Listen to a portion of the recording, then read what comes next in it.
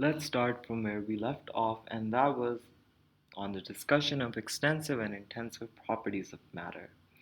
So, what's an extensive property of matter? And what's an intensive property of matter? Well, note that both of these have to do with the size of the system. So, they have something to do with the size of the system. So, extensive and intensive properties are variables, right? They can be constants as well. We'll see in terms of mass. Extensive properties are those that depend and therefore change value when the system changes size. So, a very obvious example is the volume, right? If you have this container and you have a gas in here, you have a volume of V.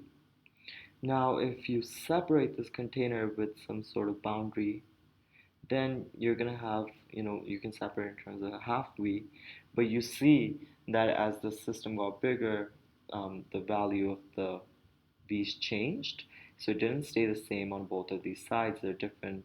They're different from the start of the system. So this is an extensive property. Its value depends on the size of the system. Let's look at intensive properties. These do not depend on size of system.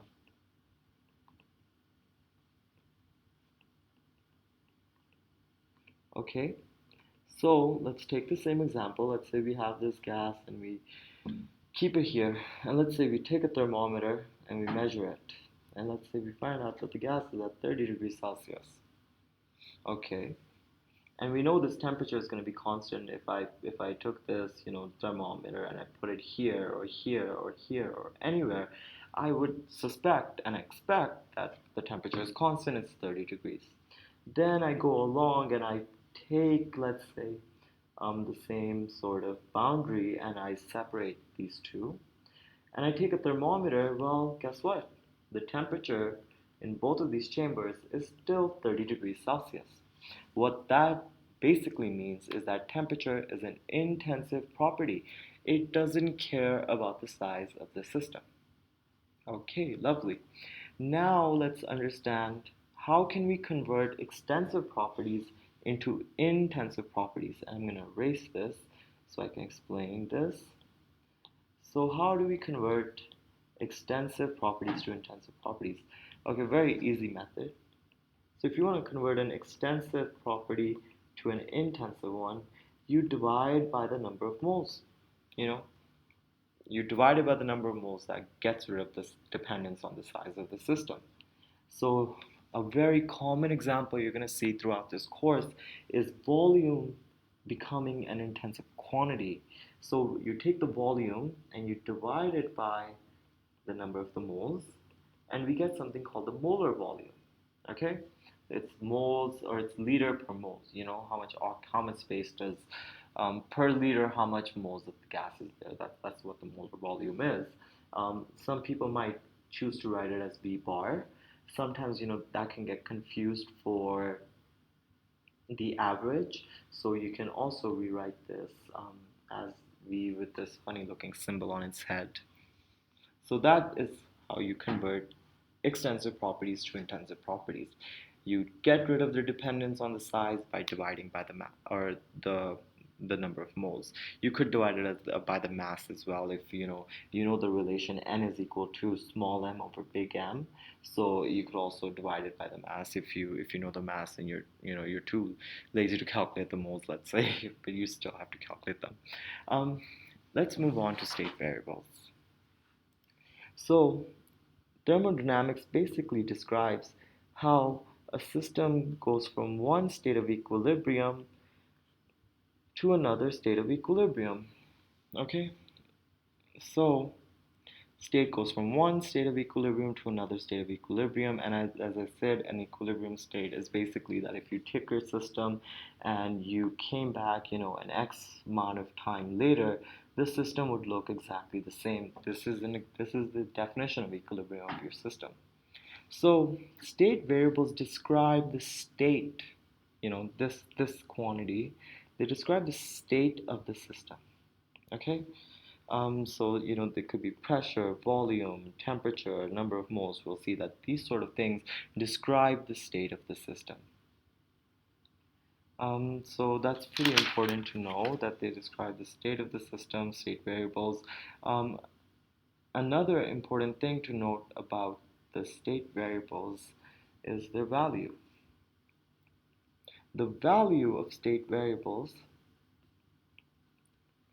does not depend on path, from S1 to S2. It doesn't matter how you got from S1 to S2. These state variables are only going to care about this initial condition and this final condition.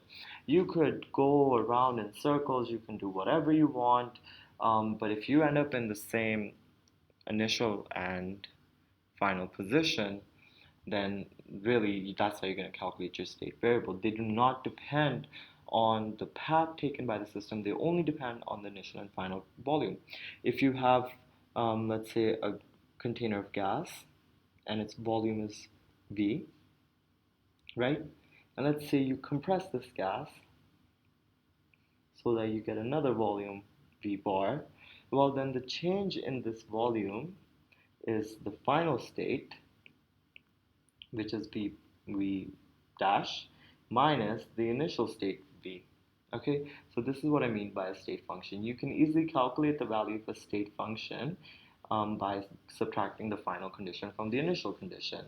So I'll just put Vf minus Vi.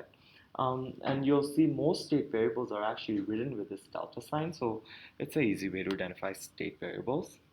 We'll also look at state variables in terms of advanced calculus. We'll discuss that a little bit later on. Another state variable I think I'll describe, if this doesn't make sense, is potential energy. So let's say, you go from A, which is the Earth's ground where the height is 0. Let's say you go on top of CN Tower, which is in Calgary, or it might be in Toronto, I'm not too sure. So CN Tower, you go there on top of it, and it's a very tall building, and you take the stairs. Okay, by the time you get on top, huffing and puffing, and your potential energy U is mgh, where h is this height, right? The height, the vertical height. It doesn't matter, how many stairs you took, how the stairs were shaped. The only thing that matters on this potential energy is the final height. Now, if you were to skip the stairs and have magical powers and fly directly from A to B, your potential energy at point B would still be mgh. So again, it didn't depend on the path I took. The final value is still, the state variable value is still the same.